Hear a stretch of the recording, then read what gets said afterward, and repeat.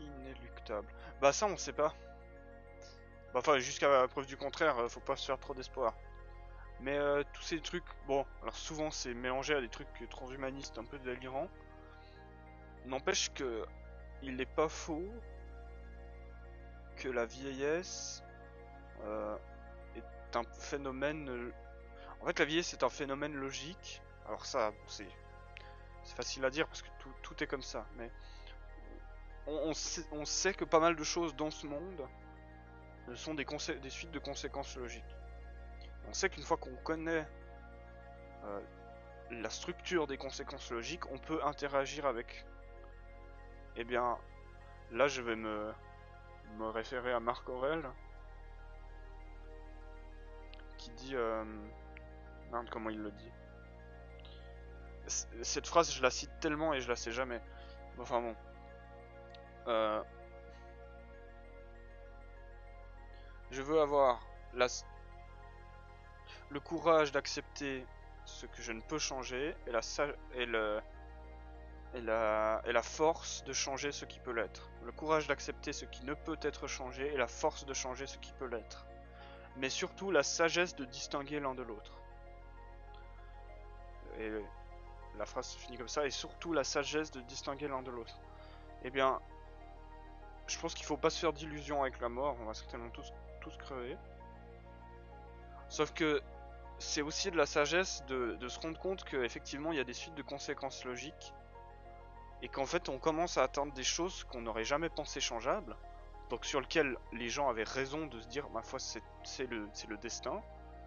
Sauf que quand on commence à avoir les outils, par exemple sur la sénescence c'est le vieillissement des cellules, on commence à connaître des choses et on sait qu'il y a il y a des, il y a des organismes qui ont des cellules qui vivent beaucoup plus longtemps que nous. Et donc il faut pas, pour moi il faut pas se réjouir et dire que c'est être un truc divin. Ce serait pas sage de ne pas prendre en considération qu'on va mourir et de l'accepter déjà. Mais ce serait pas sage non plus de dire la mort c'est la mort et c'est comme ça. Parce que c'est pas vrai, les choses sont pas comme ça.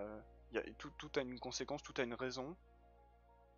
Ah non, là peut-être que je vais trop vite en disant cette phrase. Mais enfin, les choses ont une structure, et finalement la mort, pourquoi pas la comprendre et la maîtriser.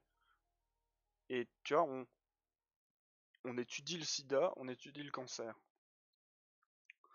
On le fait dans l'espoir de trouver des remèdes, dans l'espoir de se faire du fric aussi, mais bon, l'un va avec l'autre. C'est-à-dire si on trouve du remède, on fera du fric, enfin des gens se font du fric. On étudie le cancer, parce qu'on a déjà soigné des maladies, et donc ça fait partie de ces choses où on se dit, là il faut avoir la force de trouver une solution. Parce qu'on a déjà soigné des maladies, il y a des maladies qu'on a éradiquées, et donc on sait que ça fait partie des choses où on peut trouver la force de les changer. Et c'est pas des choses où on doit avoir le courage de les accepter. Je parle à l'échelle de l'humanité. Si toi t'as un cancer, ou moi j'ai un cancer, euh, je dois avoir la sagesse de comprendre que je trouverai pas le remède.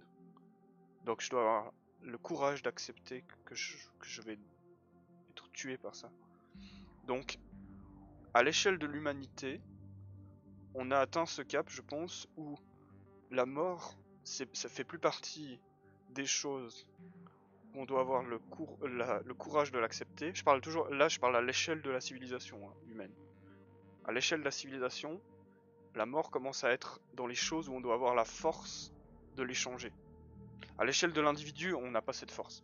Tu n'as pas la force de combattre la mort. Mais à l'échelle de la société, donc cette idée à un niveau large, je pense qu'elle peut commencer à être attaquée. Enfin, pas attaquée, mais on commence à avoir les mécanismes qui pourraient nous... Au moins, en fait, au moins nous ouvrir un tout petit peu la porte. Tu vois. Je ne comprends le culte de la vie éternelle d'une belle chose et fait partie intégrante de la dualité de ce monde. Bah, en fait, ouais. En fait, moi j'ai une tendance assez forte à mettre le beau. Bon, je vais pas rentrer dans l'esthétique. Lulu, tu sais. Euh, j'ai une tendance à, en tout cas, donner une sorte de préférence. Attends, désolé, je vais baisser la musique et parler moins fort en fait. C'est mon père là qui me disait que je parlais trop fort. J'ai une tendance à faire ton commentaire, Clarence. euh, je vais répondre en rapport à ce commentaire. Je ne comprends le culte de la vie éternelle. Donc je ne comprends pas le culte de la vie éternelle. La mort est une belle chose et fait partie intégrante de la dualité de ce monde. Moi j'aime beaucoup la nécessité, c'est-à-dire que je pense que je suis plutôt déterministe, c'est-à-dire que je pense qu'il n'y a pas de... Les êtres humains ne font pas de choix, le choix est une illusion. Je vais pas m'étendre là-dessus, sinon ça va faire un virage complet et je vais devoir expliquer quelque chose d'autre. Et je pense que ce monde est une sorte de suite logique. Alors, quand je dis suite logique, je pense pas que c'est notre logique euclidienne et mathématique à nous, mais c'est quelque chose de cet ordre-là, c'est-à-dire une sorte de suite de conséquences. Et peut-être que cette suite de conséquences est tellement dure, c'est-à-dire elle est tellement froide que c'est genre une règle qui régit le tout. C'est une suite de trucs qui fixent. Et donc il y a des choses qui adviennent, ce qui est, donc ce qui existe autour de nous, là, ma table, les choses qui sont au présent, on peut dire que c'est des choses qui sont nécessaires, c'est-à-dire que je pense qu'il n'aurait pas pu en être autrement. Ce qui est parce qu'il n'aurait pas pu en être autrement. Et donc, dans cette optique de la vision du monde, effectivement, la mort est totalement acceptable parce qu'il n'en aurait pas pu être autrement. On est triste parce qu'on pense qu'il aurait pu en être autrement. Or, il ne peut pas en être autrement. Sauf que si cette suite de conséquences des choses font qu'un ingénieur, une firme pharmaceutique, même poussée par les pires... Attendez, je vais mettre ma tête en grand. Ah, mais vous ne me voyez plus en fait. Même poussée... Ah, je vais changer de fond comme ça. Une firme pharmaceutique, même poussée par les pires intérêts, enfin peu importe, si cette suite de conséquences du monde fait advenir que dans le présent existe un moyen d'empêcher la mort, c'est que c'était une nécessité du monde, c'est-à-dire qu'il n'aurait pas pu en être autrement. Et donc, quand je dis il faut accepter la mort parce qu'il n'aurait pas pu en être autrement, ça comprend aussi qu'il faut accepter la perte de la mort si elle advient parce qu'il n'aurait pas pu en être autrement. C'est-à-dire qu'il ne faut pas mettre la mort... Dans mon livre un peu de règles à respecter, on pourrait dire, comme tu le dis, Clarence, c'est comme si le dualisme du monde c'était un truc supérieur qui est immuable. Eh bien, s'il se trouve qu'on arrive à empêcher la mort par je sais pas, un vaccin dégueulasse qui fait qu'on vit éternellement, eh ben il n'aurait pas pu en être autrement. Et donc, c'est aussi l'acceptation de l'existence que d'accepter cette chose. Donc, selon ma vision du monde, accepter la mort, c'est identique à accepter la vie éternelle. Si le monde advient que des êtres humains peuvent vivre éternellement, et que du coup il y a des bouleversements pas possibles, on va pas rentrer dans les bouleversements que peuvent provoquer une telle avancée médicale, mais si cette chose arrive, je vois pas de raison supérieure de considérer que cette chose-là ne devait pas advenir.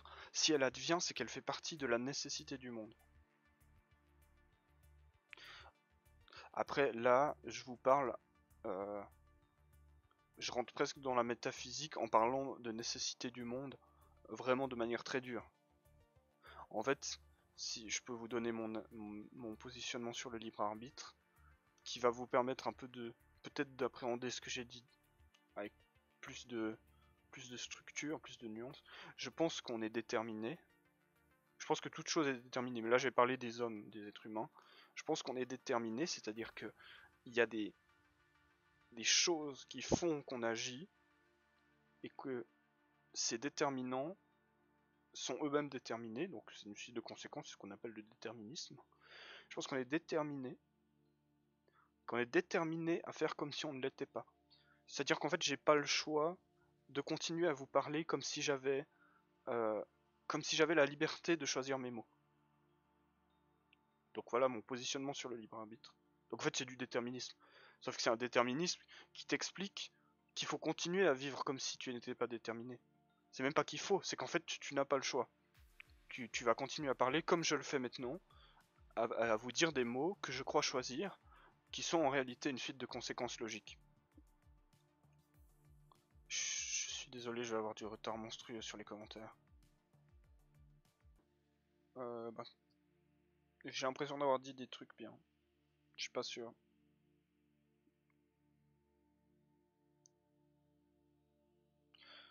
En live, évidemment, je parle plus de sujets philosophiques que j'aborderai pas en vidéo. Vous voyez là, ces choses du déterminisme et tout ça, c'est des très grands sujets philosophiques que j'aborde souvent.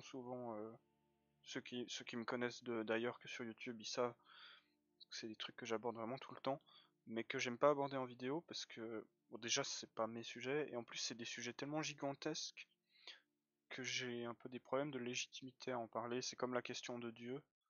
J'ai très peu parlé de Dieu et des dieux. Enfin, j'en ai parlé quand même pas mal, mais. Et la mort aussi, j'en ai très peu parlé. C'est aussi. Je trouve que c'est des sujets très. Presque. Ils ont une sorte de noblesse que le format de YouTube ne permet peut-être pas, ou que je me sens pas légitime de mettre sur YouTube.